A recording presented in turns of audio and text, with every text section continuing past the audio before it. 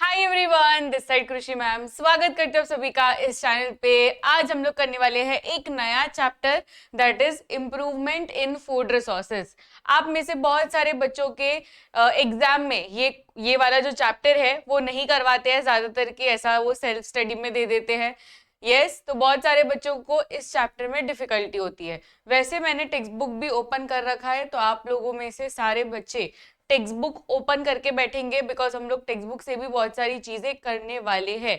तो improvement in food resources we are going to solve it in the question paper manner. तो मैं इस पूरे चैप्टर का क्वेश्चन पेपर के पैटर्न में क्वेश्चंस लेकर आई हूँ, section A, section B, section C, इस तरीके से। एंड हम लोग वो सारे इंपॉर्टेंट क्वेश्चंस करेंगे जो इस चैप्टर से एक्सपेक्टेड है। Are you guys ready to answer all the questions? And अगर बहुत सारे बच्चों के मतलब पोर्शन में नहीं सिखाया है तो भी कोई बात नहीं है, बिकॉज आज हम लोग फ्रॉम स्क्रैच भी पढ़ने वाले हैं। ये ज्यादातर के एकदम डिफिकल्ट चैप्टर नहीं है, एकदम इजी चैप्टर है। Like it is very very basic chapter, जो आप लोग खुद से भी आंसर्स लिख सकते हो, तो उसमें आपको डिफिकल्टी नहीं आएगी। सारे बच्चे लाइक कर देंगे सेशन को, फटाफट से आ जाएंगे सारे बच्चे। फायर इमोजीज बना दीजिए चैट बॉक्स में। अच्छा, आज ही चैप्टर ये कंप्लीट हुआ है, nice. Are you guys ready? अभी तक मुझे लाइक बटन तो नहीं दिख रहा है आप लोग का। सारे बच्चे लाइक कर देंगे सेशन को, एवरीवन। चलिए लाइक कर दीजिए सेशन को। नहीं पढ़ाया है, ठीक है, कोई बात नहीं। आपको पढ़ाया हो कि नहीं पढ़ाया हो, हम लोग आज के लेक्चर में बहुत अच्छे से करेंगे इस पर्टिकुलर चैप्टर को, ठीक है। एंड उसके बाद में हम लोग वीक क्विज भी खेलेंगे इफ इट इज पॉसिबल। तो लेट्स चेक, लेट्स सी, देखते हैं क्या होता है। पर अभी तक आप लोग अपनी notebook, textbook and pen लेकर बैठ जाइए। चलिए तो शुरू करते हैं। Improvement in food resources, improvement in food resources. चलिए फर्स्ट क्वेश्चन आ रहा है आपके स्क्रीन पर, सेक्शन ए का first question. Find out the correct sentence. आपको करेक्ट स्टेटमेंट पहचानना है, करेक्ट स्टेटमेंट पहचानना है। ये चार स्टेटमेंट में से कौन सा करेक्ट स्टेटमेंट है? पढ़ाया है मैम, पर ढंग से नहीं समझा। हाँ, ये चैप्टर के रिलेटेड यही आता है, ज्यादा स्कूल में भी भाव नहीं देते ये चैप्टर को। चलो चलो लाइक कर दीजिए फटाफट से सारे बच्चे, एकदम लाइक एकदम पूरा खत्म कर देना है, लाइक बटन को पूरा स्मैश कर देना है। चलिए आ जाइए। Manure contains large quantities of organic matter and small quantities of nutrients. It increases the water holding capacity of sandy soil. इसके बारे में, manure के बारे में आपको पूछा है, कौन सी चीजें सही है? It helps in draining out excess of water from the clayey soil. Its excessive use pollutes environment because it is made of animal excretory waste. क्या लगता है, कौन सा आपको लग रहा है कि ये सही है? कौन सा सही लग रहा है? सभी को ऑप्शन ए सही लग रहा है। 1 and 3, 1 and 3 सही है। Let's check. यहाँ पर 1 and 2 दिया है, 1 and 3 नहीं, 1 and 2 दिया है। तो manure contains large quantities of organic matter, ये तो सही है। It increases the water holding capacity of sandy soil, ये वाला स्टेटमेंट भी सही है। It helps in draining out excess of water from clayey soil, ये भी नहीं है और ये भी नहीं है। तो इसका सही आंसर है बच्चों ऑप्शन बी, ठीक है। तो मैन्योर एंड फर्टिलाइजर्स, ये दोनों में डिफरेंस होता है। मैन्योर अलग और फर्टिलाइजर्स अलग। मैन्योर वाले पैराग्राफ में आ जाते हैं, इंपॉर्टेंट चीजें मार्क कर लेंगे।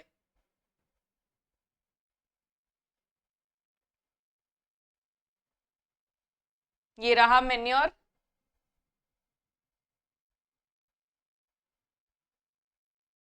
देखिए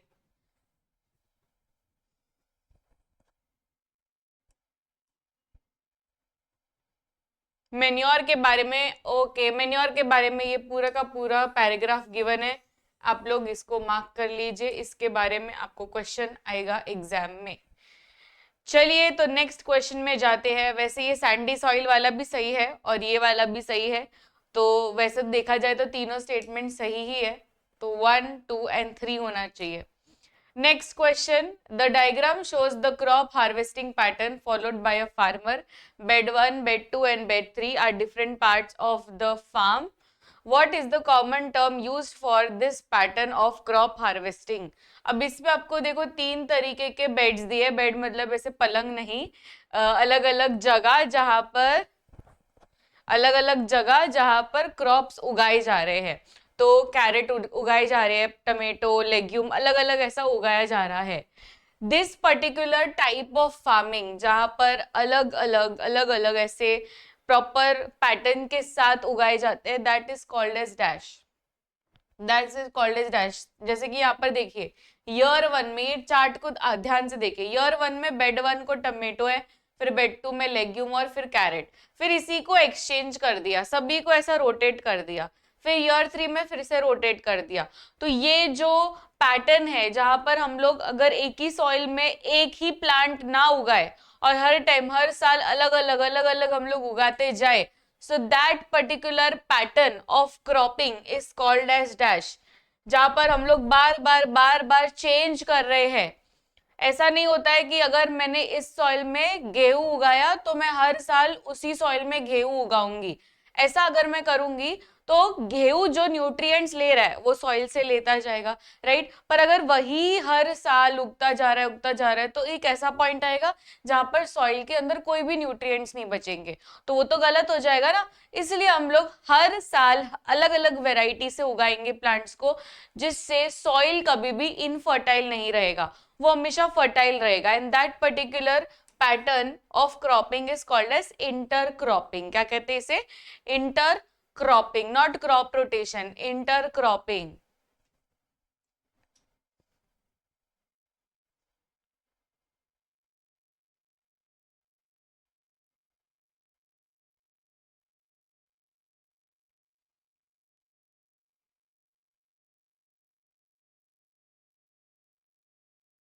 देखिए ये रहा inter cropping.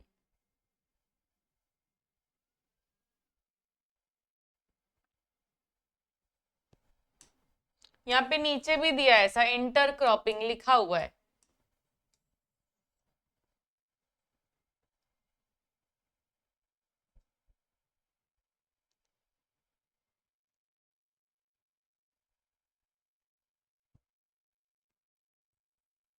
Next question. To solve the food problem of the country, which among the following is necessary? जरूरी कौन सी चीज है, आपको पूछा है जरूरी कौन सी चीज है.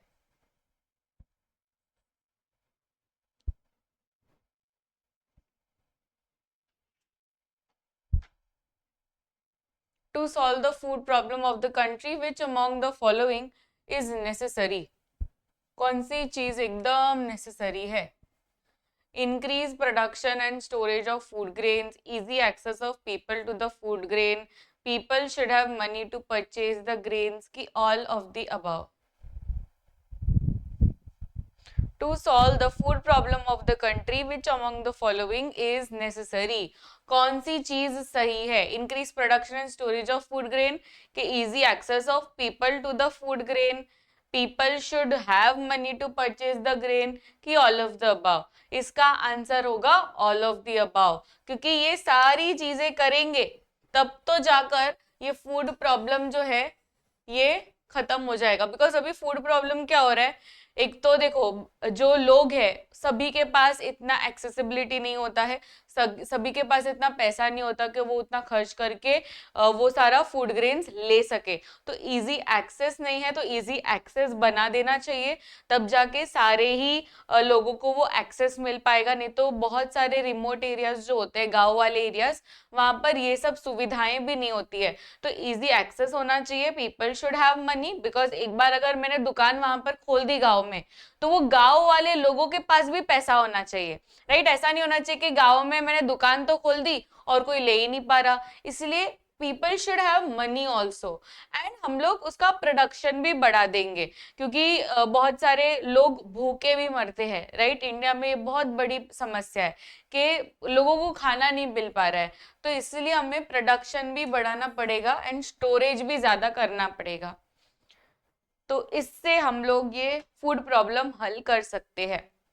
Next question, a farmer in town exchange the cropping pattern of the farm. Earlier farm had only soybean and then farm has divided into rows of different crops. Two rows of soybean and alternate two rows had maize and the next had cowpea. Which what would be the most likely to affect the new cropping pattern? कौन सा cropping pattern affect करेगा? अब ये मैंने पूरा मस्त खेती किया, सोयाबीन को लिया मैंने, फिर काउपी को लिया मैंने, मतलब अलग अलग एकदम प्रॉपरली किया। अब ये प्रॉपरली को कौन सत्यानाश कर सकता है? ये चार ऑप्शन में से अगर कोई भी चीज ऐसी आ गई तो पूरा का पूरा खेती बर्बाद हो जाएगा। ऐसी क्या चीज है? ऑप्शन ध्यान से समझिए, आपको ऑटोमेटिकली इसका आंसर आ जाएगा। बहुत ही इजी क्वेश्चन है कि ऐसी कौन सी चीज है जिससे पूरा का पूरा खेती खराब हो सकता है। क्या सभी ने लाइक बटन दबा दिया?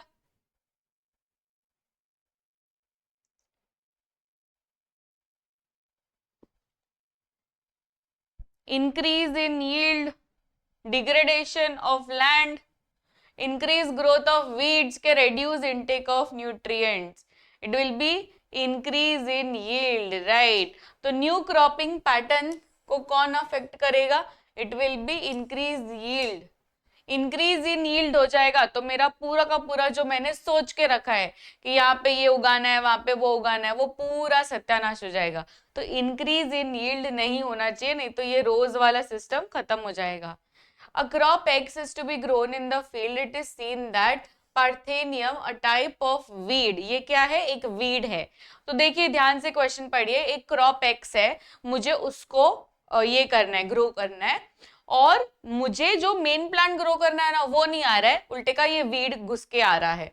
ये पार्थेनियम करके जो वीड है वो घुस के आ रहा है। वीड मतलब समझते हो ना?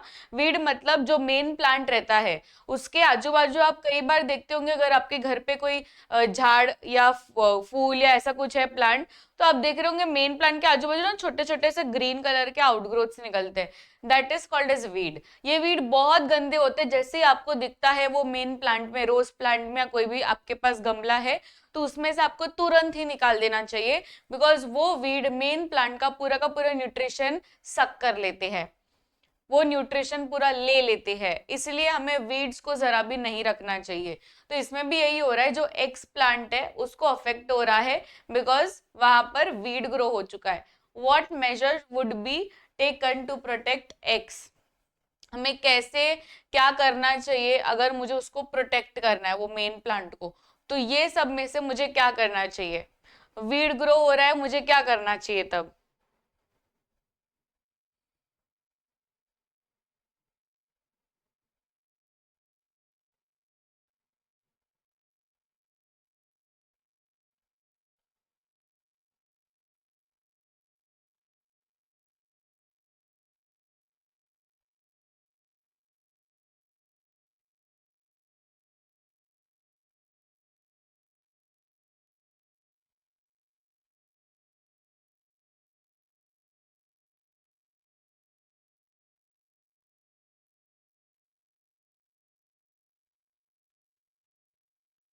क्या होगा?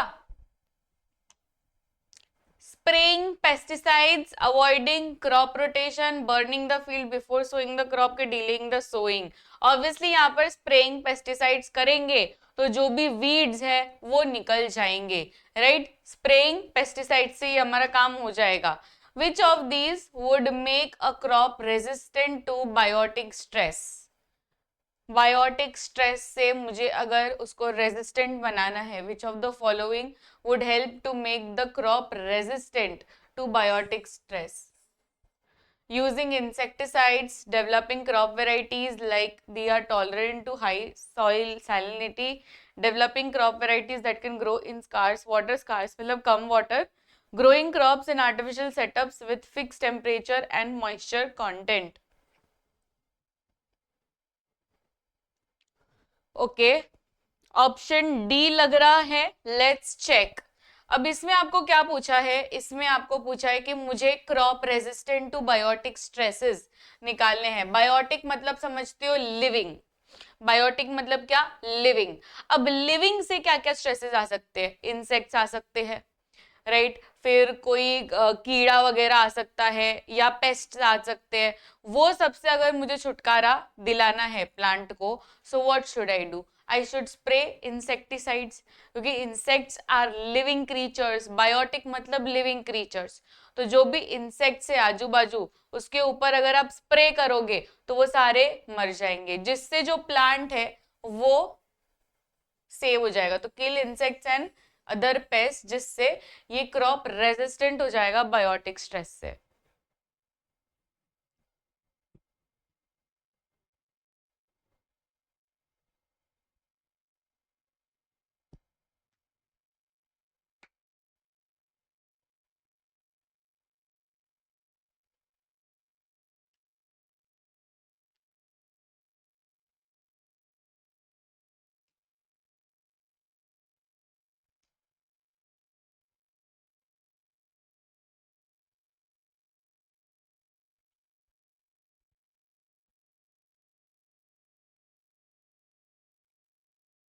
हो गया। Next, a soil sample has adequate water holding capacity but is deficient in phosphorus and potassium. Okay, अब मैं आपको एक बात बताती हूँ, प्लांट्स को क्या नीड रहती है सॉइल में ना, उसको ये 3 मिनरल्स की नीड रहती है, that is N, P and K। N मतलब नाइट्रोजन, P मतलब फॉस्फोरस एंड K मतलब पोटेशियम। अगर ये 3 मिनरल्स का प्रॉपर रहता है सॉइल में तो प्लांट्स एकदम ही हेल्दी पैदा होते हैं। तो इसमें देखिए, soil sample has adequate water holding capacity, पर इसके पास क्या नहीं है, इसके पास फॉस्फोरस एंड पोटेशियम नहीं है, इसके पास सिर्फ नाइट्रोजन है। Which one of these would improve the quality of the crops in the field? क्या करेंगे हम लोग तो जिससे ये सब चीजें हल हो जाए, removing weeds, applying fertilisers, modifying irrigation capacity के, growing two different crops at the same time. क्या करना चाहिए जब हमारे मिनरल्स अलग हो जाए, जब हमारे मिनरल्स जो है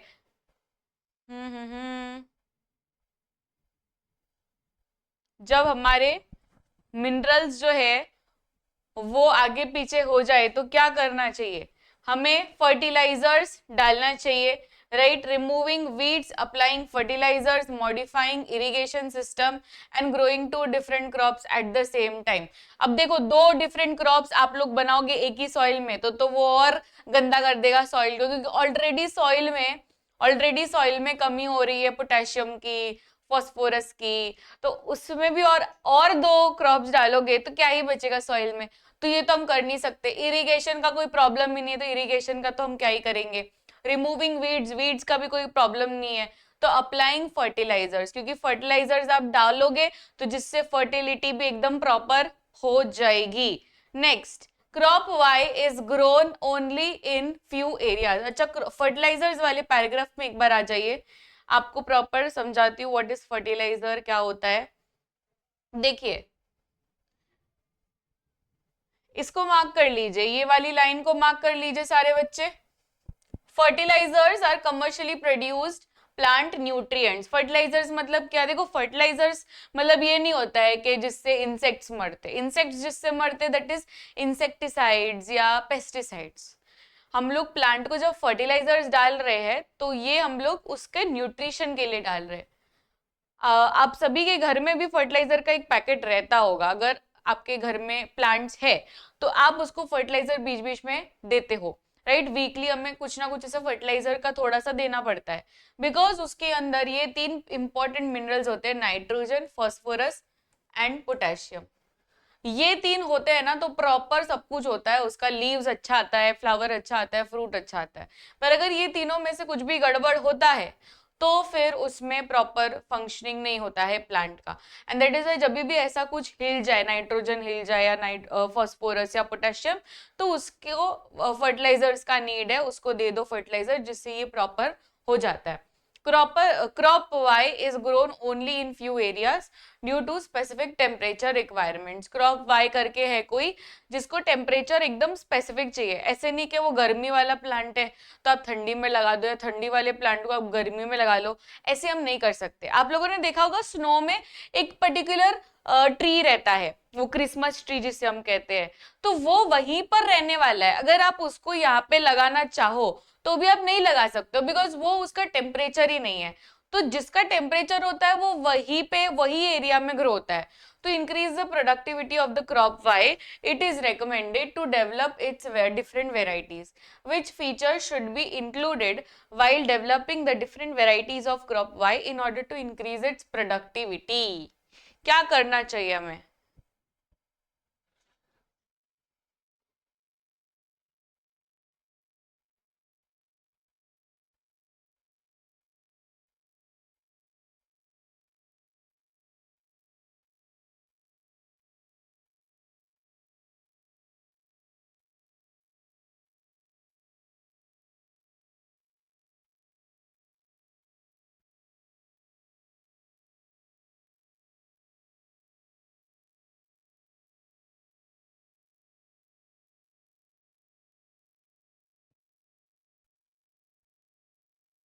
क्या रहेगा इसका answer? Answer will be option D. Developing varieties adaptable to different climatic conditions. Developing varieties adaptable to different climatic conditions. जिससे ये प्रॉपर उसका हो जाएगा कंडीशनिंग, क्योंकि उसको क्या करना है, आपको प्रोडक्टिविटी इंक्रीज करना है, राइट? तो developing varieties adaptable to different climatic conditions. अब जैसे कि क्रॉप वाई है, क्रॉप वाई में फर्स्ट ही स्टेटमेंट में क्या वो लोग ने यूज किया कि crop Y is very much resistant to temperature. मतलब या तो वो सिर्फ और सिर्फ ठंडी वाले एनवायरनमेंट में रहेगा, या तो वो सिर्फ और सिर्फ गर्म वाले एनवायरनमेंट में रहेगा, राइट? पर अगर आप उसको क्लाइमेटिक कंडीशंस ऐसे दे दो कि वो हर एक क्लाइमेटिक कंडीशन में रह पाए, तो उसका क्या हो जाएगा, प्रोडक्टिविटी इंक्रीज हो जाएगा। तो इसमें आंसर क्या होना चाहिए? क्या सभी को ये बात समझ में आई? किसी को कुछ डाउट है ऑप्शन डी क्यों आया? बिकॉज हमें चाहिए ही ऐसा जो हर एक टेम्परेचर में खुद को एडजस्ट कर पाए। चलिए, assertion reason on your screen is there.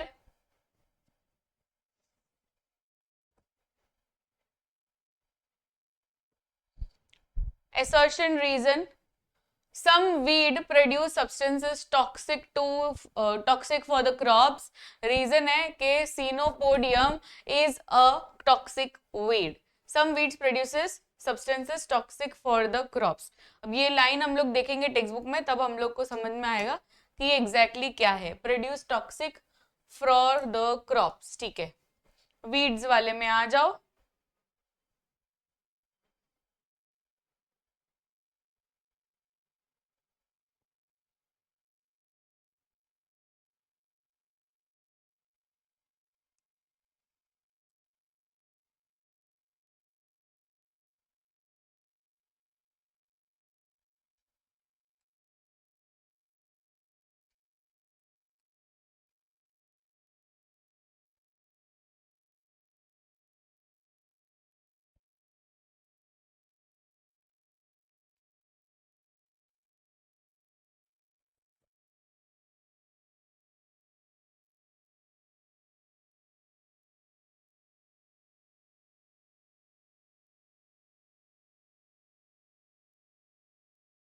ये रहा वीड्स, वीड्स वाले में आ जाइए।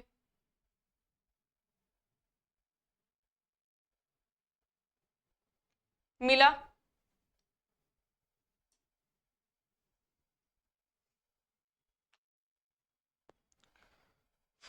तो इसमें ऑप्शन सी आएगा, A is true but R is false. Some weeds produces, अब यहाँ पे सम वीड्स होते हैं, ऐसे वीड्स होते हैं जो बहुत ही टॉक्सिक सब्सटेंसेस प्रोड्यूस करते, नहीं तो मोस्ट ऑफ द वीड्स कैसे होते हैं, हार्मलेस, कि वो उगेंगे मेन प्लांट के आजू बाजू just to grab the nutrition of the main plant, but they will not release anything to make that plant like fall ill. इसलिए हर एक जो होते हैं वो टॉक्सिक नहीं होते। ये जो हमें यहाँ पर बोला है कीनोपोडियम वाला, ये तो टॉक्सिक वीड है नहीं है। तो chenopodium despite being grown in some areas the plant is regarded as a weed. It is mostly found in sugar beet, potatoes और ये सब। It is not a harmful weed. देखिए, ये कोई हार्मफुल वीड नहीं है, ये कोई टॉक्सिक सब्सटेंस प्रोड्यूस नहीं करता है। तो ऑप्शन सी यहाँ पे आएगा।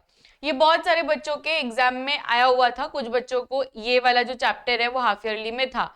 सो I saw this particular assertion reason in majority students के पेपर में। Fungicides and pesticides increase crop output. Crop output मतलब क्रॉप से ज्यादा आपके प्रोड्यूस होंगे अगर फंगीसाइड्स एंड पेस्टिसाइड्स यूज किया तो, ऐसा असर्शन बोल रहा है। Manure and fertiliser produce chemicals that improve soil fertility. Chemicals बनाते हैं क्या manure and fertiliser produce chemicals बोला है।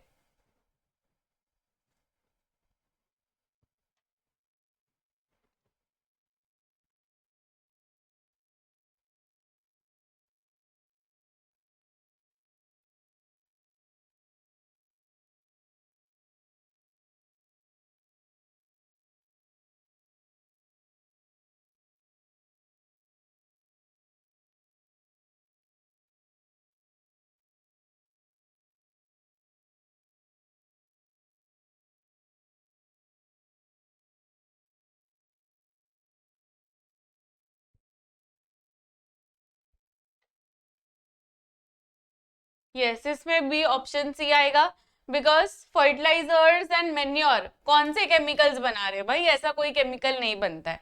तो इसमें ये सही है पर ये रॉन्ग है। Section B, cultivation practices and crop yield are related to environmental condition.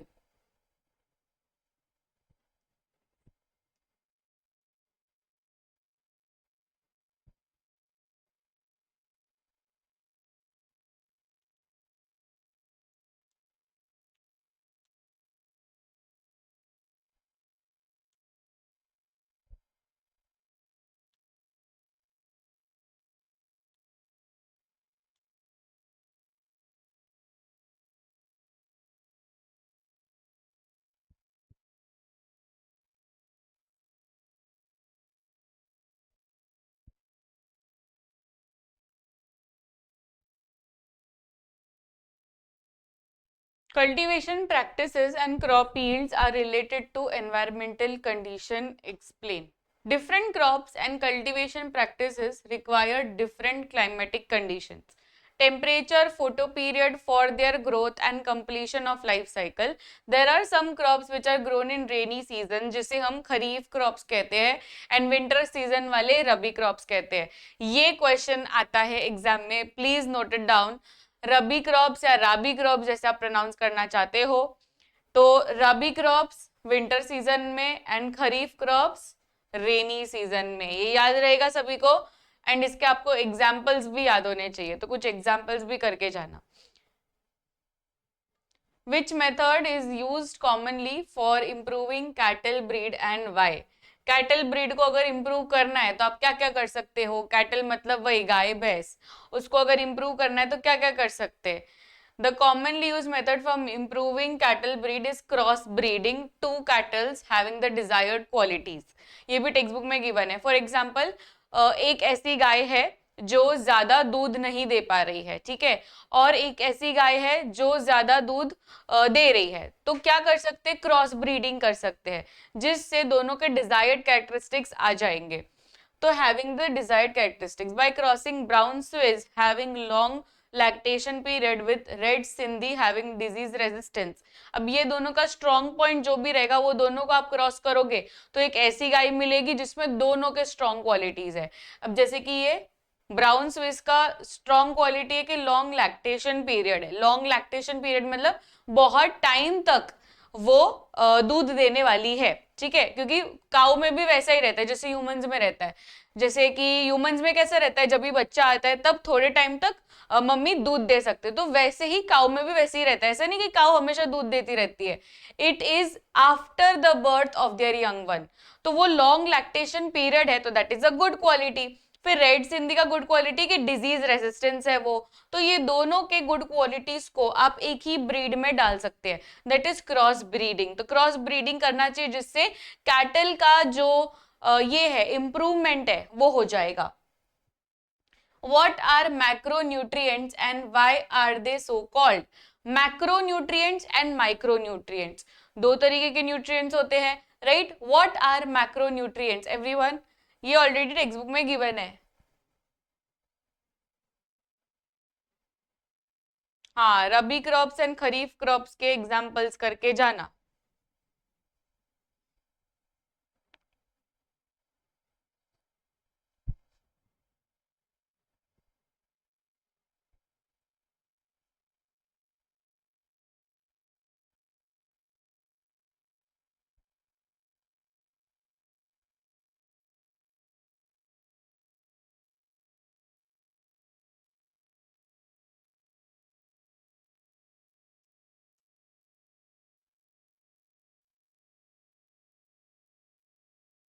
Macronutrients and micronutrients text book में ही गिवन है।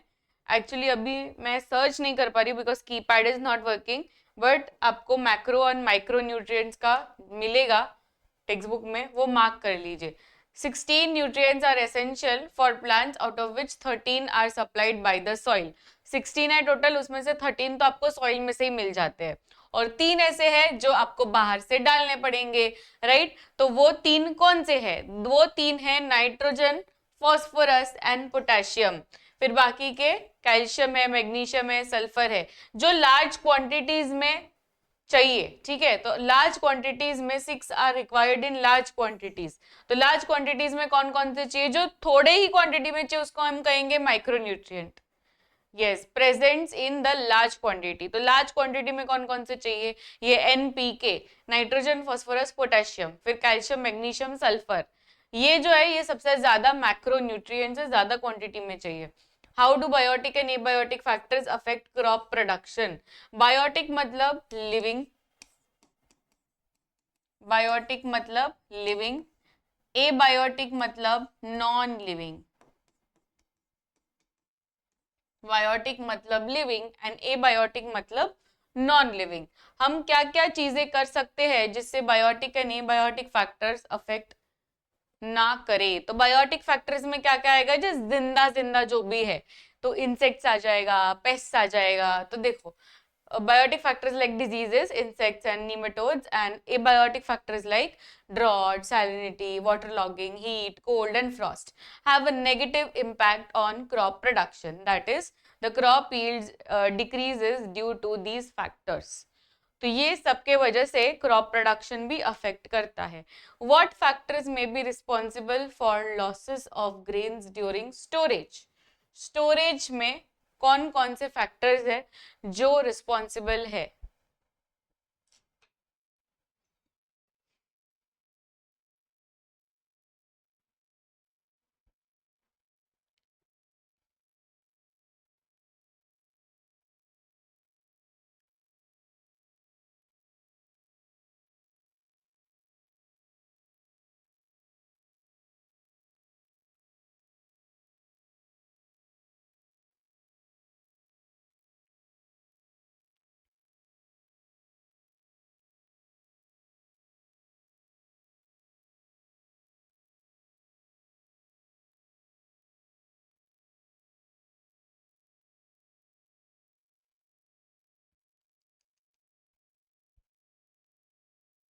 Abiotic factors and biotic factors responsible रहते हैं। तो abiotic factors like inappropriate moisture and temperature. अब मैं आपको example देती हूँ, घर का एग्जांपल देती हूँ। फॉर एग्जांपल, घर में राइस स्टोर कर रहे हैं। अब ये राइस स्टोर कैसे करते हैं? आपकी मम्मी डायरेक्टली तो नहीं डालती होगी, उसके अंदर कुछ बोरिक पाउडर या ऑयल डाला जाता है जिससे कोई फंगस या बैक्टीरिया ना घुस जाए। तो उसी तरीके से मॉइस्चर नहीं आना चाहिए, ऐसी जगह में रखना चाहिए जहां पर मॉइस्चर ना हो, ऐसे बंद करना चाहिए जहां पर मॉइस्चर ना हो, नहीं तो फिर मॉइस्चर से क्या होगा? बैक्टीरिया आते हैं। इवन टेम्परेचर एकदम गर्म जगह पे डालना चाहिए, कोल्ड जगह पे नहीं डालना चाहिए, या तो कोल्ड या तो हॉट, पर ऐसी जगह पे नहीं डालना चाहिए जहां पर एकदम ह्यूमिड हो। नेक्स्ट है biotic factors like insects, rodents. Rodents मतलब रैट्स। तो जो चूहे आ जाते हैं, चूहे आ ही जाते हैं, राइट, जैसे उनको पता लगेगा कि इसके अंदर खाना है तो इंसेक्ट्स है, रैट्स है, birds, mites and micro organisms, ये सब बायोटिक फैक्टर्स हो गए। Why should preventive measures and biological control methods be preferred for protecting crops?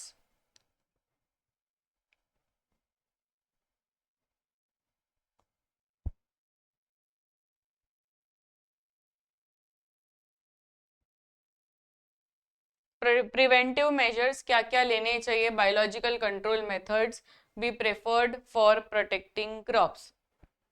Preventive measures and biological control methods are preferred because they are simple, they are more economic, they minimize pollution without affecting the soil quality। तो हम लोग क्या क्या कर सकते हैं? ये why should preventive measures and biological control methods be preferred? Preventive measures मतलब प्रिवेंट करना, मतलब क्या कि पहले ही आप उसको प्रिवेंट कर लो, मतलब जैसे कि हम लोग अगर अच्छी हेल्थ करेंगे, अच्छा खुद को मेंटेन करेंगे, तो आगे जाके हमको डिजीज नहीं आएगी। तो ये सब प्रिवेंटिव मेजर्स हो गए, मतलब हादसा होने से पहले ही हम लोग खुद को प्रिवेंट कर रहे हैं, दैट इज प्रिवेंटिव मेजर्स। तो प्रिवेंटिव मेजर्स हमेशा क्यों हम लोग प्रेफर करते हैं? बिकॉज प्रिवेंटिव मेजर्स सिंपल होते हैं, ज्यादातर के इसमें कुछ ऐसा होता नहीं है, इकोनॉमिक भी ज्यादा होते हैं। अब जब भी आप बीमार हो जाते हो, फिर हॉस्पिटल के बिल्स जो आप भरोगे या खुद के मेडिसिन पे जो पैसा लगाओगे, ये ज्यादा कॉस्टली है कि नहीं? Rather than now if you are doing taking care of your self, जैसे कि अच्छा खाना खाना या एक्सरसाइज करना, वो ज्यादा इकोनॉमिक होता है, ज्यादा सिंपल होता है, एंड पोल्यूशन और ये सब वगैरह भी नहीं होता। ये तो मैंने एग्जांपल दिया खुद के हेल्थ का, भाई यहाँ पर soil quality and protecting crops की बात हो रही है, तो उसको प्रोटेक्ट करने के लिए ये सब चीजें है। सेक्शन सी चालू हो चुका है, why should preventive methods and biological control, ये तो सेम हो गया। Next question, name the farming system in which only such above mentioned methods are followed.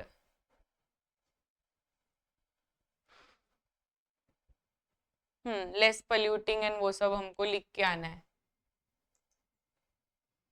क्या सभी ने लाइक कर दिया सेशन को?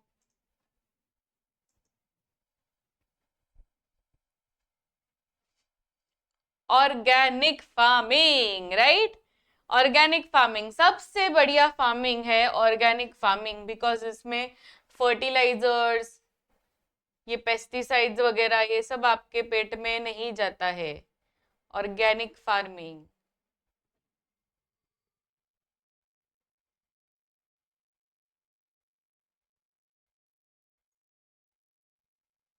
ये रहा देखो स्टोरेज वाला जो क्वेश्चन आया था ना, स्टोरेज के ऊपर, ये रहा इसमें से।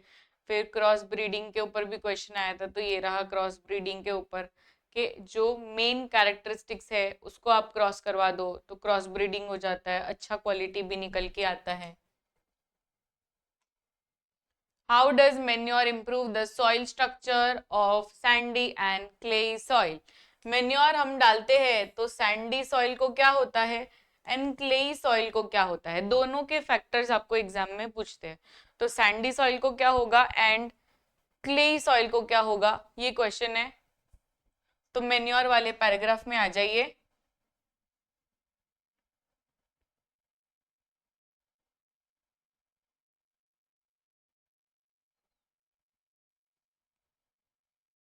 ये रहा मेन्योर वाला पैराग्राफ।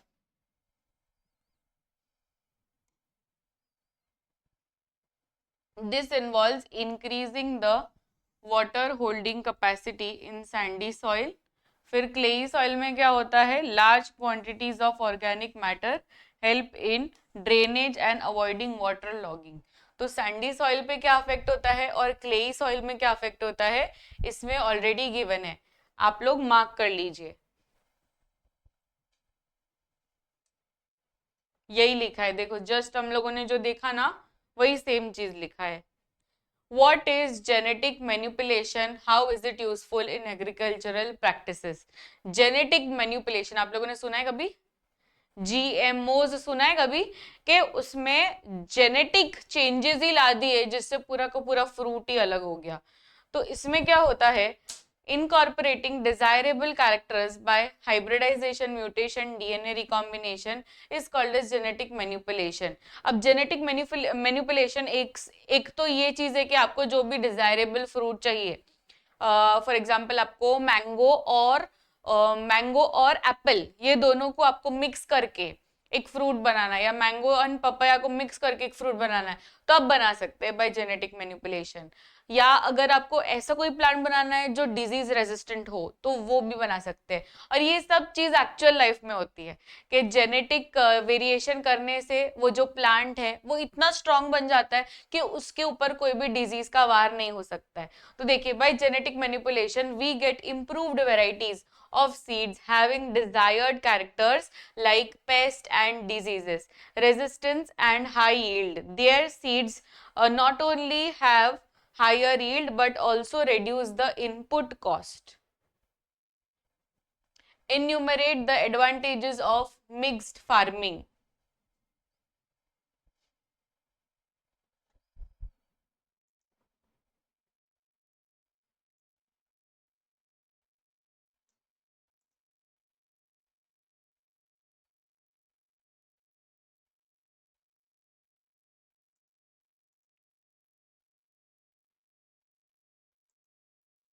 मिक्स्ड फार्मिंग तो आपको पता ही है। Mixed farming, enumerate the advantages of mixed farming. तो मिक्स्ड फार्मिंग में क्या होता है? Following are the main advantages of mixed farming. अब ये सारे जो क्वेश्चंस है वो आते हैं एग्जाम में, तो जो क्वेश्चंस इस पर्टिकुलर लेक्चर में हो रहे हैं please practice it, because I have taken only those questions जो ज्यादातर के पेपर में मुझे दिखे। Farmyard manure is made available from livestock which is used again in agricultural farms. फिर organic waste materials, तो organic waste materials भी निकलते हैं in the mixed farming, तो वो भी आप दूसरी जगहों में यूज कर सकते हैं। It provides work to all the members of the family and adopting exact combination in mixed farming, income can be increased. Example, the number of animals can be increased to enhance milk production. What are the advantages of intercropping and crop rotation?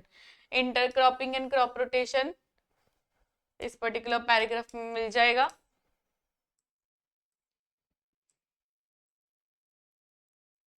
देखो ये सब चीज हमने देखी, biotic, abiotic resistance, फिर maturity duration, higher yield.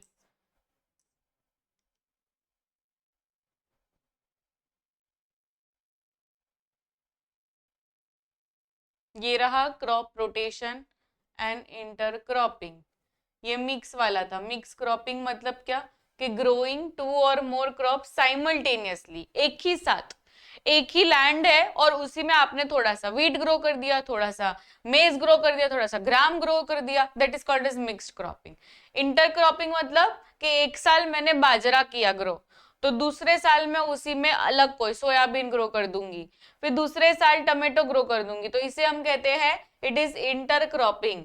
तो intercropping अलग होता है, मिक्स क्रॉपिंग अलग होता है, एंड देन होता है क्रॉप रोटेशन। क्रॉप रोटेशन मतलब growing of different crops on a piece of land in a pre planned succession depending upon the duration. Crop rotation is done for different crop combinations, this is called as crop rotation. तो इससे तीन तरीके से हो सकते हम लोग, intercropping, crop rotation and mix farming. Discuss why pesticides are used in very accurate concentration and in very accurate manner. Accurate concentration में यूज करना चाहिए हमेशा फर्टिलाइजर्स को, नहीं पेस्टिसाइड्स को, क्योंकि पेस्टिसाइड्स अगर हम लोगों ने ज्यादा डाल दिए तो भी प्लांट के लिए वो नुकसान करेगा। तो हमें एकदम प्रॉपर एक्यूरेट वे में डालना चाहिए। Pesticides are used in very accurate concentration in a very appropriate manner. अगर हम ज्यादा डाल दिया तो because if used in excess it harms the quality of the soil and loses the fertility. अगर ऐसा सोचा कि चलना हम लोग डालते जाते पेस्टिसाइड्स, पेस्टी तो मार रहा है, ऐसा नहीं है, क्योंकि सॉइल का क्वालिटी पूरा ही वो बेकार कर देगा। Checks the replenishment of the organic matter, पूरा सॉइल का जो क्वालिटी है वो मेन एकदम गंदा हो जाता है। Kills the micro organisms of the soil. अब हम पेस्टिसाइड्स क्यों डाल रहे हैं? कि जो गंदे बैक्टीरिया या गंदे पेस्ट है प्लांट के ऊपर जो चढ़ने वाले हैं वो मर जाए। बट होता क्या है, बिकॉज वो सॉइल भी नीचे है तो वो पेस्टिसाइड्स नीचे नीचे तो जाएगा, तो पेस्टिसाइड्स से जो अच्छे बैक्टीरिया है ना सॉइल में वो भी मर जाते हैं। तो good bacteria also gets killed, it kills the bacteria of the soil, causes air water and soil pollution। obviously air water soil pollution तीनों करता है, बिकॉज जब आप स्प्रे करते हो तो वो एयर में जा रहा है, स्प्रे कर रहे हो तो वो सॉइल में भी जा रहा है, सॉइल पोल्यूशन हो रहा है, एंड स्प्रे जब भी करते हो तभी पानी से भी मिक्स होकर वो चला जाता है रिवर में या लेक में, जिससे पानी पिया जाता है। तो इट कॉजेस तीनों तरीके के pollution, air, water and soil pollution. And इसलिए हमें पेस्टिसाइड्स ऐसे ही अंधाधुन यूज नहीं करना चाहिए, बहुत ही लिमिटेड यूज करना चाहिए जहां पे यूज है। Next question, yes it can affect crops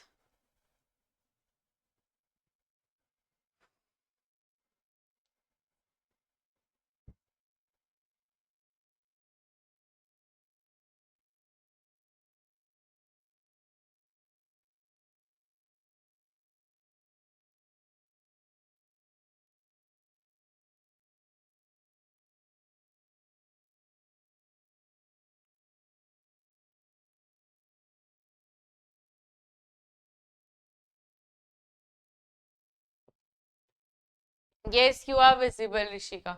crop variety improvement important in cultivation. क्यों हमें करना चाहिए? Describe the important factors for which variety improvement is done.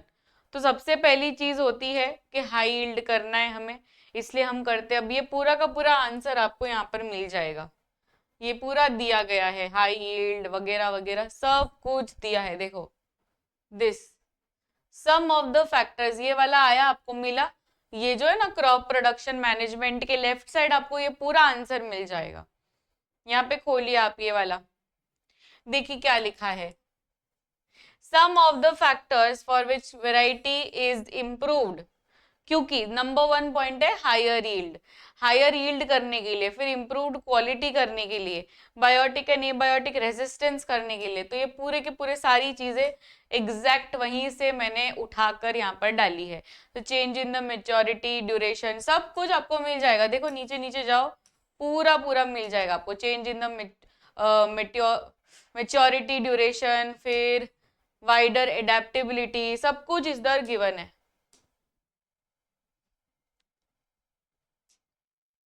What are weeds? Enlist the methods employed to control weeds. Weeds क्या होते हैं ये भी आपको उस पर्टिकुलर पैराग्राफ में मिल जाएगा. What are weeds?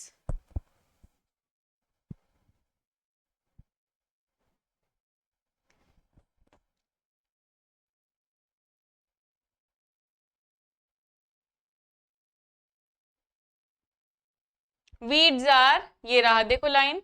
Weeds are unwanted plants in the cultivated field. For example, xanthium, parthenium, cypress. They compete for food, space and light. Weeds take up nutrients and reduce the growth of the crop. जो main plant है ना, उसी का वो growth नहीं होने देता है, वो उसी के साथ कंपटीशन में पड़ा रहता है. और हम कैसे इसको कर सकते हैं? दे कट द रूट. अच्छा, ये क्या क्या करते हैं? कट कर देते हैं रूट को, स्टेम को, ये वगैरह वगैरह. हम लोग कैसे इसको कंट्रोल कर सकते हैं? Weeds, insect and diseases can be control by various methods.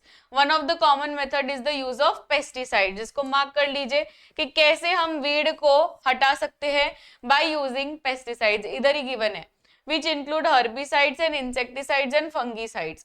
These chemicals are sprayed on the crop plants, जिससे जो weeds है वो निकल जाएंगे. राइट, देखिए सेम चीज यहाँ पर लिखी है. तो हम पेस्टिसाइड स्प्रे करेंगे तो उससे पूरा का पूरा जो वीड है वो हट जाएगा. The unwanted plants in a cultivation field are called as weeds. फिर they compete for food, space and light. Exact वही सेम चीज लिखी है. तो हम क्या कर सकते हैं? सबसे पहले मैकेनिकल मेथड. मैकेनिकल मेथड में हम क्या कर रहे हैं? जो वीड है उसको ऐसे ऐसे निकाल रहे हैं, हाथों से जब निकालते, that is called as mechanical method. फिर केमिकल मेथड में क्या करेंगे? इसमें इसके ऊपर हम लोग पेस्टिसाइड्स डालेंगे, वीडीसाइड्स डालेंगे, ये सब चीज करेंगे. बायोलॉजिकल मेथड में क्या करेंगे? उस पर्टिकुलर इंसेक्ट्स को, some insects feed on particular weeds, तो इससे हम क्या करेंगे? कुछ ऐसे इंसेक्ट्स डाल देंगे जो वीड उसका खाना है. तो वीड अगर होगा तो अगर हम वो इंसेक्ट डालेंगे तो वो सारे वीड्स को खा जाएगा. तो ये भी हम कर सकते हैं. Section E of the paper, तो प्रॉपर पैसेज बेस्ड क्वेश्चन है आपके स्क्रीन पर. Fish are occasionally raised in water in paddy fields where a rice crop is also being cultivated. Composite fish culture के बारे में बात की गई है. In such system, fish species which are both domestic and imported are utilized. With the help of the above information, can you explain what is blue revolution? Blue revolution पता है सभी को?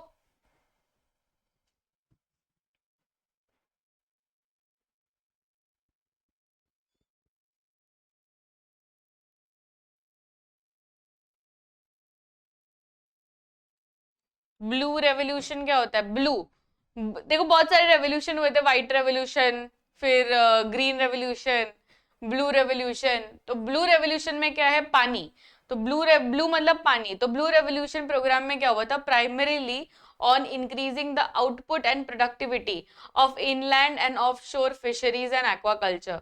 जो भी पानी में है उसका प्रोडक्टिविटी, उसका जो प्रोडक्शन है वो इंक्रीज कर देना चाहिए। इस तरीके का ब्लू रेवोल्यूशन में डिसाइड हुआ था। Mention one merit and one demerit of the fish culture system.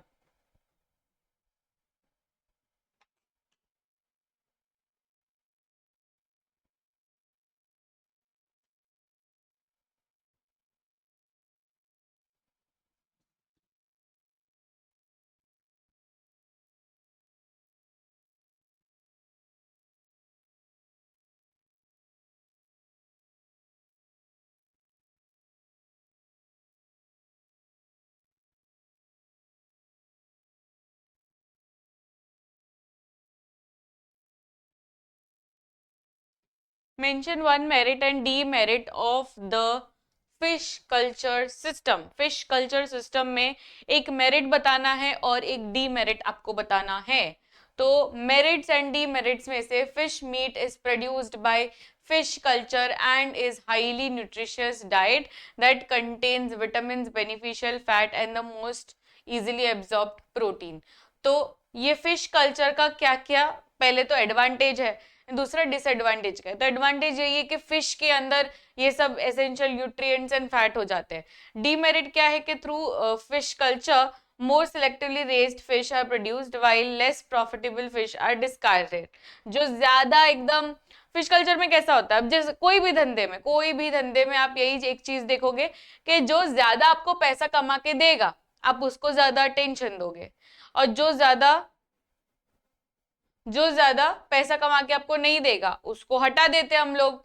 तो उसी तरीके से फिश कल्चर जो धंधा है उसमें भी यही कैटेगरी रहता है कि जो अच्छी फिशेज है जिसका ज्यादा डिमांड है उसको ज्यादा ऐसे मस्त केयर किया जाता है, उसको ज्यादा बेचा जाता है।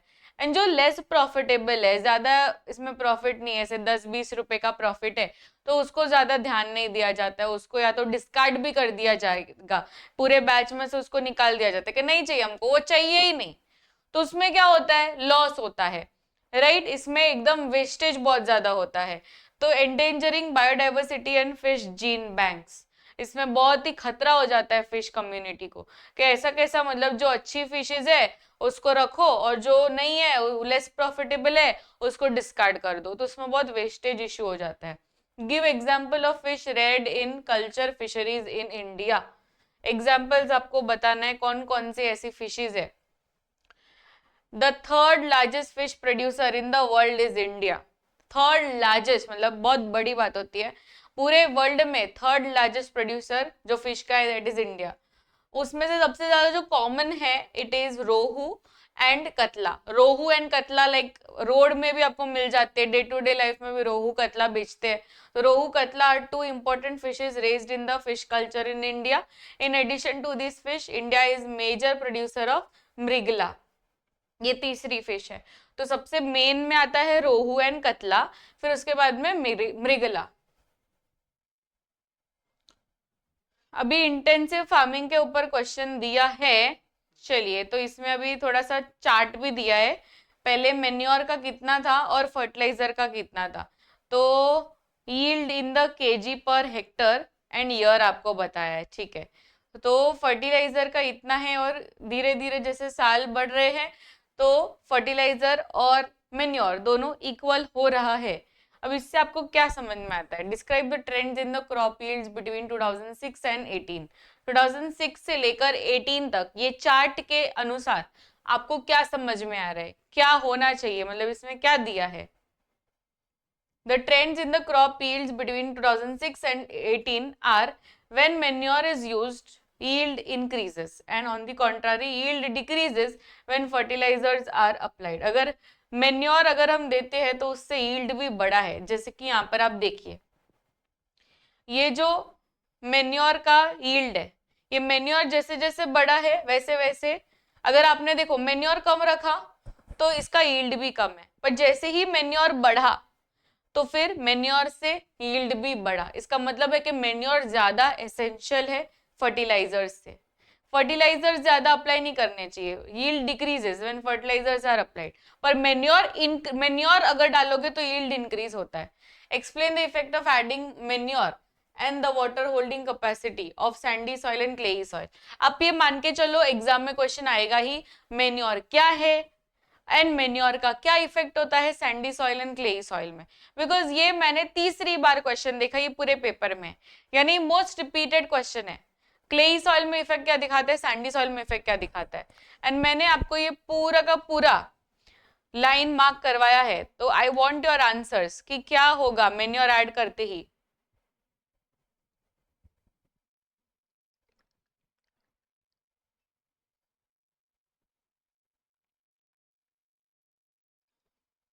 मेन्योर ऐड करोगे, वो मिली, वो लाइन मिली आप सभी को, मेन्योर वाली मैंने आपको लाइन मार्क करवाई थी, ये रहा।